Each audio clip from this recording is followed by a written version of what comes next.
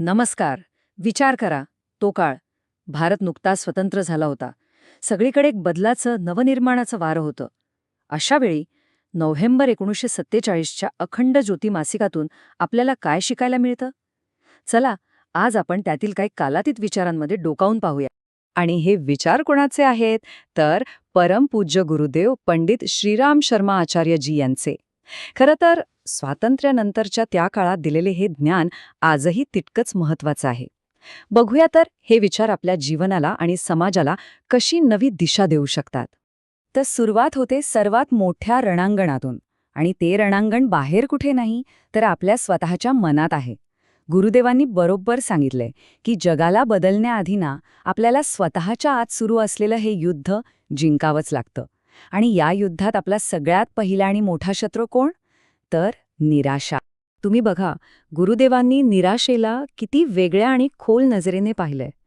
ते म्हणतात, निराशा म्हणजे फक्त दुःखी होणं नाहीये. नाही, निराशा म्हणजे एक प्रकारची नास्तिकता आहे. म्हणजे काय? तर स्वतःच्या ताकदीवरचा आणि या सृष्टीच्या नियमांवरचा अविश्वास ठेवणं. आणि हे किती सुंदर वाक्य आहे बघा. गुरुदेव आपल्याला निसर्गाचा साधा सोपा पण अत्यंत महत्वाचा नियम आठवून देतात. अरे, रात्र संपून दिवस उजाडतो, पानगळतीनंतर वसंत येतो. मग आपल्या आयुष्यातल्या अडचणीच कायमच्या कशा राहतील? नाही ना. त्यांना कायमचं समजून घेणं हीच तर आपली सगळ्यात मोठी चूक ठरते. ठीक आहे, आपण निराशेवर मात केली. पण मग मनात येणाऱ्या इतर नकारात्मक भावनांचं काय? जसं की बदला घेण्याची इच्छा. ही भावना तर येतेच, नाही का? मग याचं काय करायचं? हा प्रश्न आपल्याला एका अगदी वेगळ्या विचाराकडे घेऊन जातो. तर उत्तर काय आहे? गुरुदेव म्हणतात, खरा बदला दुसऱ्यांकडून नाही घ्यायचा. आपली सगळी ताकद, सगळी ऊर्जा दुसऱ्यांवर राग काढण्यात वाया घालवू नका. त्याऐवजी ती ऊर्जा वापरा आपल्या आत बसलेल्या शत्रूंना हरवण्यासाठी. म्हणजे कोणाला? तर आपला स्वार्थ, आपला अहंकार, आपली निर्दयता यांना हरवलं ना की तोच खरा विजय आहे. आणि इथे एक खूप महत्वाचा दुवा आहे, तो आपण समजून घेतला पाहिजे.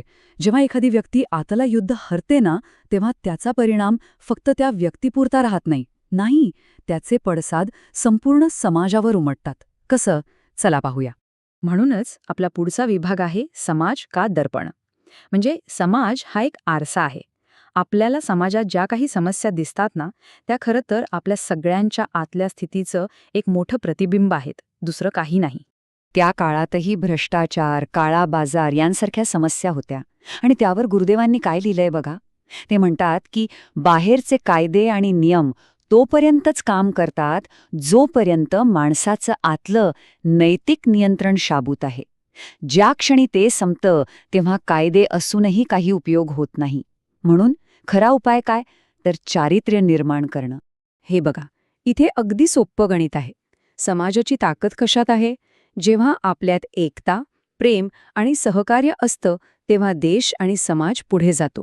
पण याउलट जिथे फूट, स्वार्थ आणि संघर्ष आहे तिथे अधोगती निश्चित आहे. यात काहीच शंका नाही. बरं, मग या सगळ्या आतल्या आणि बाहेरच्या समस्यांवर उपाय काय? कुठून मिळणार याचं उत्तर? तर गुरुदेव म्हणतात, उत्तर आपल्या जवळच आहे. आपली संस्कृती आणि आपलं तत्वज्ञान.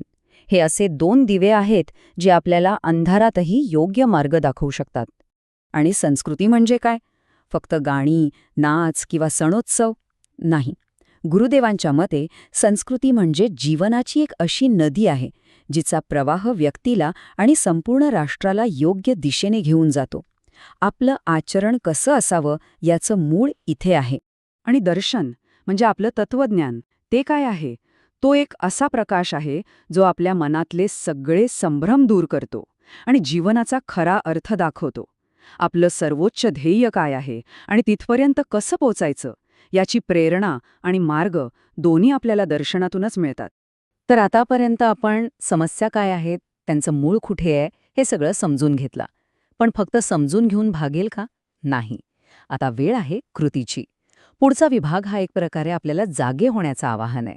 आपल्या आतल्या शक्तीला ओळखण्याचं आवाहन आहे. आणि हे आव्हान खूपच क्रांतिकारी आहे. गुरुदेव म्हणतात, खरं ब्राह्मणत्व हे जन्माने किंवा पदवीने मिळत नाही, ते मिळवावं लागतं आपल्या कर्माने.